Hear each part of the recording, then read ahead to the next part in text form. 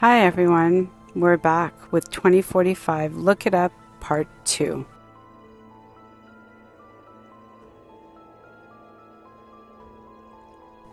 Let's begin with a brief overview of what Agenda 2045 is and what Agenda 2045's goals are. But instead of going through a bunch of various sources, let's go directly to the site itself and take a look at a video that was put together by the makers of Agenda 2045 explaining what it is. The world is on the verge of global change. The speed of data transmission has increased by multiples of millions. The rate of globally significant events and that of discoveries and crises is growing exponentially. Our civilization is like an uncaptained ship sailing on rough seas with neither chart nor compass, all the while moving faster and faster.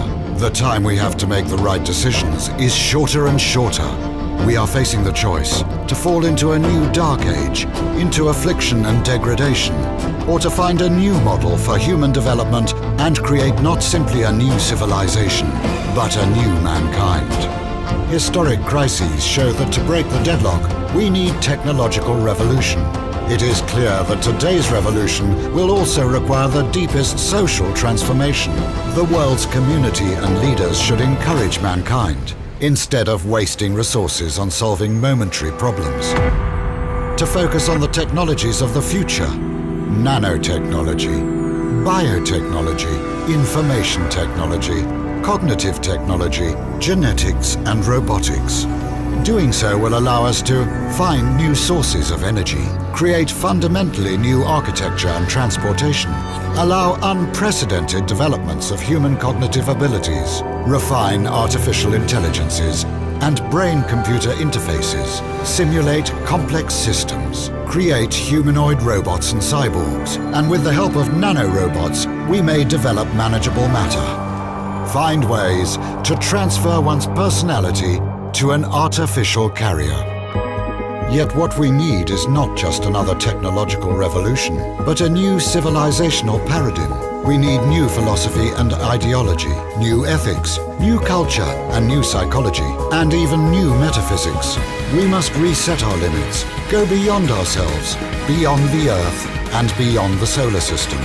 This is an adequate response to the challenges of our time. Thus, new reality and future man will arise. Could it happen spontaneously, by itself? Unlikely. Humanity does not have a master plan of its development. It seeks stability. It lives in the present and does not plan. It preserves the status quo and tries to escape development. It does not tend to map future centuries and take responsibility for evolution. In consumer society's culture, there is no evolutionary vocabulary and rhetoric. To break the deadlock, the Russia 2045 movement was founded. It is a mega project intended to reach new heights and meanings. We intend to create a new vector for civilization, aimed at constant human development and evolution. As happened with the mega projects of the last century, the nuclear and the space programs, we integrate the latest discoveries and developments from the sciences: physics, energetics, aeronautics, bioengineering, nanotechnology, neurology, cybernetics, cognitive science. May everlasting spiritual ideals and values help us avoid going astray.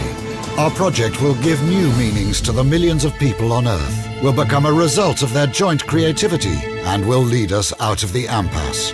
Away from the murder of nature and physical death, forward to the realm of freedom and creativity, to the depths of the ocean and to the stars, to the infinite universe of our inner world. Our forecast for the next 40 years. February 2012. Global Future 2045 Congress is held in Moscow. It is a debate platform for discussion of our civilization's prospects for development. 2012 to 2013, the global economic and social crises are exacerbated. The debates on the global paradigm of future development intensifies. New transhumanist movements and parties emerge. Russia 2045 transforms into World 2045. Simultaneously, the 2045.com international social network for open innovation is expanding. Here, anyone interested may propose a project, take part in working on it, or fund it, or both. In the network, there are scientists, scholars, researchers, financiers, and managers. 2013 to 2014. New centers working on cybernetic technologies for the development of radical life extension rise. The race for immortality starts. 2015 to 2020. The Avatar is created. A robotic human copy controlled by thought via brain-computer interface. It becomes as popular as a car. In Russia and in the world appear, in testing mode, several breakthrough projects. Android robots to replace people in manufacturing tasks. Android robot servants for every home. Thought-controlled avatars to provide telepresence in any place of the world and abolish the need for business trips. Flying cars. Thought-driven mobile communications built into the body or sprayed onto the skin. 2020 to 2025. An autonomous system providing life support for the brain and allowing it interaction with the environment is created. The brain is transplanted into an Avatar B. With Avatar B, man receives new, expanded life. 2025. The new generation of avatars provides complete transmission of sensations from all 5 sensory robot organs to the operator. 2030 to 2035. Rebrain. The colossal project of brain reverse engineering is implemented. World science comes very close to understanding the principles of consciousness. 2035. The first successful attempt to transfer one's personality to an alternative carrier. The epoch of cybernetic immortality begins. 2040 to 2050. Bodies made of nanorobots that can take any shape arise alongside hologram bodies.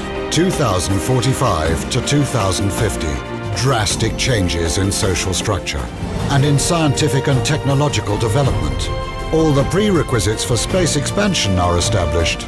For the man of the future, war and violence are unacceptable. The main priority of his development is spiritual self-improvement. A new era dawns. The era of neo-humanity.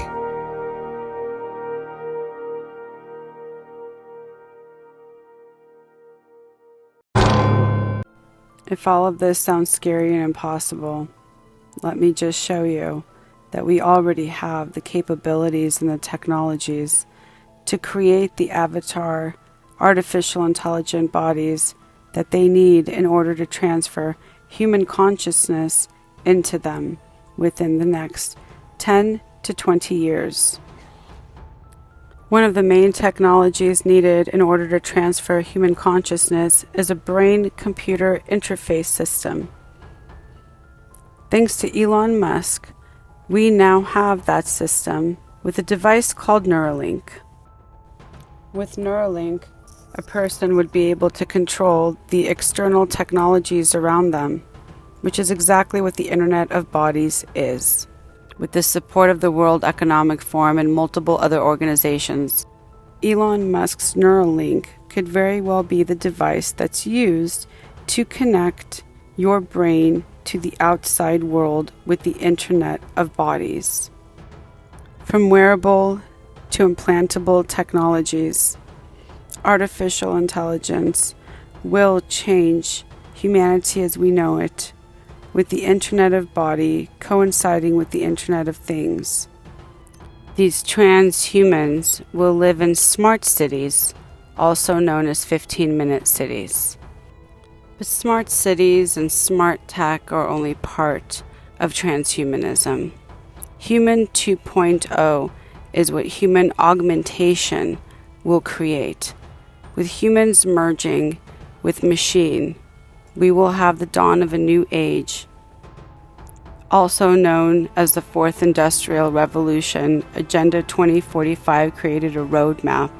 In order for them to achieve their goals, they needed Agenda 2030's 17 sustainable goals, and they need a decade of action. which is exactly what the Sustainable Development Goals are creating, with a global action, a local action, and a people action plan. Their plan was always to use the COVID-19 pandemic in order for them to achieve their goals. The transhuman movement is what the fourth industrial revolution is all about. And in order for them to get there, they have to create the problem.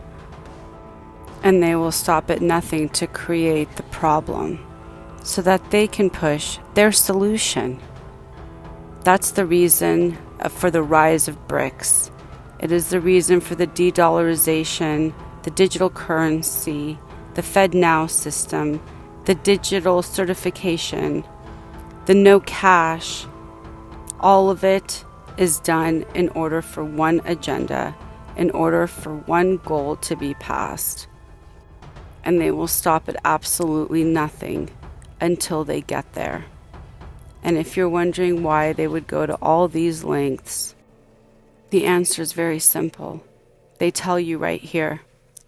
What are humans for? As far as we know, for nothing. The world would be there quite independently of whether they were creatures. We are building these intelligent machines. They are improving faster than we can, so they will at some point surpass us. And when they surpass us, they will be the most intelligent machines. They will be the dominant life form. We're in the process of building some sort of God. Religious project, those who are close to the machine at that time might have their brains uploaded and achieve the experience of immortal life within the new giant artificial intelligence. Some sort of Ray Kurzweil scenario where they download themselves into a computer? You will be essentially snapshotted into a computer at any time. If your biological self dies, you could probably just upload into a new unit. Attempt to theorize why this holds so much sway in the technical community. Why is tech culture so obsessed with this idea of creating fake people and of believing that it's creating a new life form? Theory is that it's mostly men and it's some sort of a womb envy. I don't have kids. I would love to have kids. But there's a magic to bringing robots to life. Womb envy.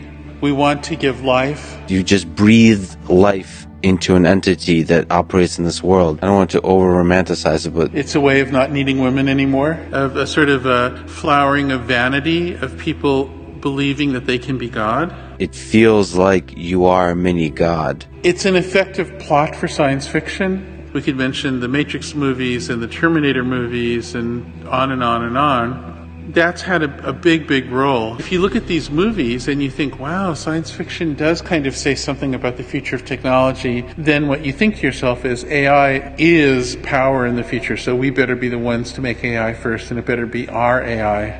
Which is, I think, a natural thing to want. It's difficult to be a person.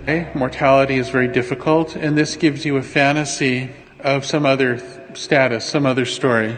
This obviously does bear many similarities to medieval religions. There'll be an apocalyptic event that ends everything we know. This is called the singularity, when the machines take over. The true believer can get immortality. The non-believer is consigned to death. That is approximately the theology.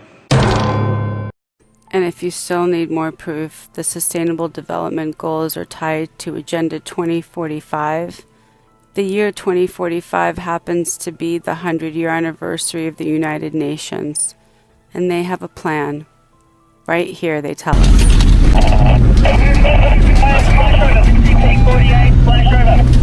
Our world is facing unprecedented challenges.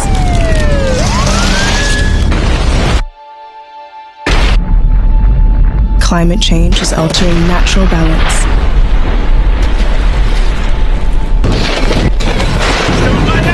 And our precious wildlife is struggling to survive. We are battling a new era of conflict and violence. There's the disruptive impact from digital technologies and shifting demographics with gaping inequalities. Now, a global epidemic is reshaping our world as we know it. We are at a crossroad at a time when our world seems so divided. Our world is struggling to breathe.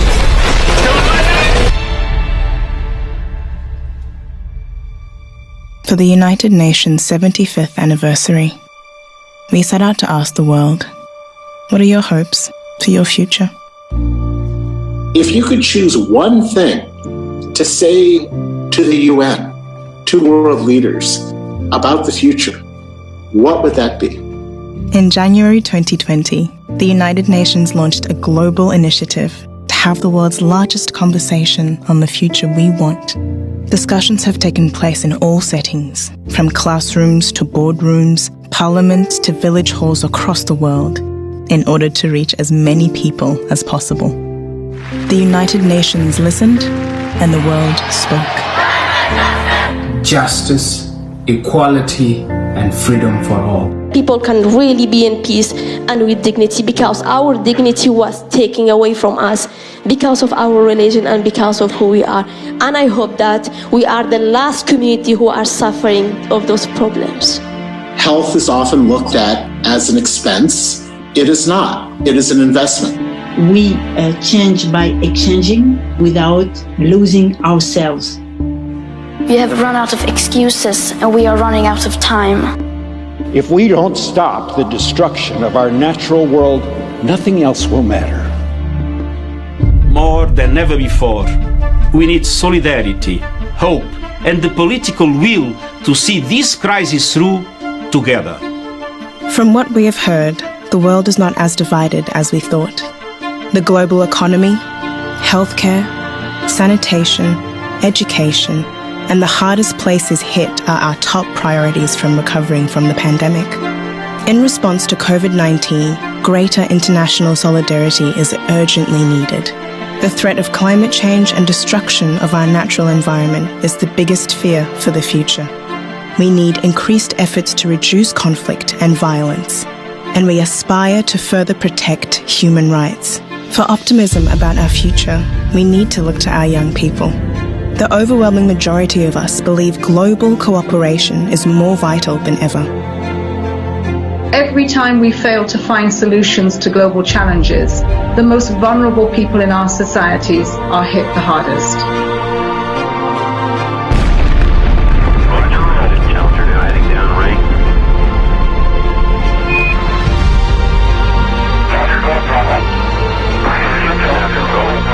Throughout history, we have accomplished unimaginable things, propelling each generation further than the last. There is no limit to the amount of good we can achieve together to make this world, our world, a better place. The challenges before us are universal, and we know that these challenges demand global solutions. We have the blueprint to achieve a better and more sustainable future for all. The Sustainable Development Goals. In 2045, the United Nations 100th year, let's see the change we have implemented today that will shine a light on our children's tomorrow.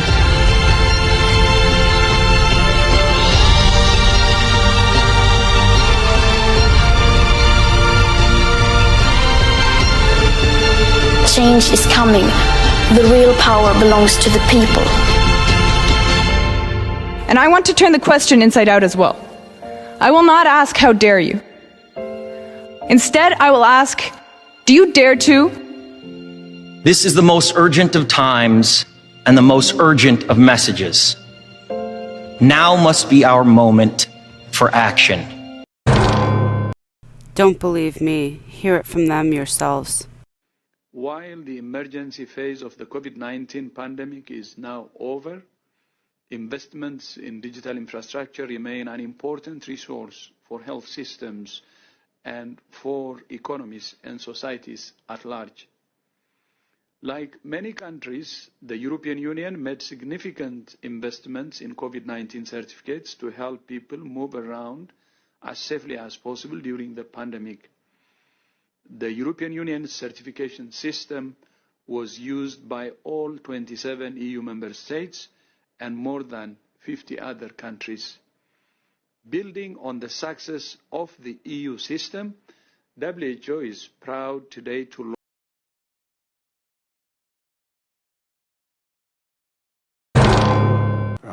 we are looking at technology very often threatening our present thinking, interpretation of how the world evolves.